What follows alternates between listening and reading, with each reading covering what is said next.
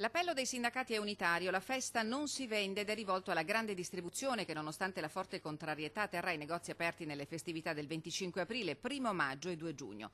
Scioperi e manifestazioni non hanno sortito in questi anni alcun effetto, pur se sono giurisprudenza, sentenze importanti rispetto all'obbligatorietà del lavoro festivo. Non esiste più l'obbligatorietà al lavoro festivo, cosa che prima c'era.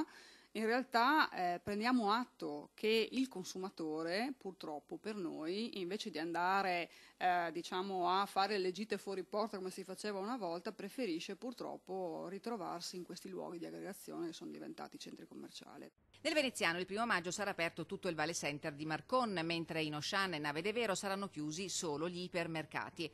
Allo sciopero dei lavoratori in Veneto, dove si è insediato il tavolo etico in regione tra le rappresentanze sindacali e imprenditoriali, i sindacati hanno optato per una divulgazione del diritto sancito dalla Costituzione sul godimento delle festività.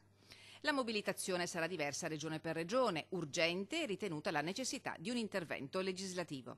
Noi l'abbiamo chiesto a gran voce all'epoca quando è stato diciamo, introdotto il decreto Monti, abbiamo fatto una richiesta forte alla Regione per poter applicare la legge regionale e all'epoca insomma, abbiamo anche perso alla Cassazione, quindi di fatto abbiamo capito che la volontà politica non è di questo avviso. 5 milioni di italiani passeranno il 1 maggio al lavoro, un occupato su 5, dice oggi il centro studi della CGA di Mestre. Tra questi tanti negozianti e commessi che saranno comunque in buona compagnia.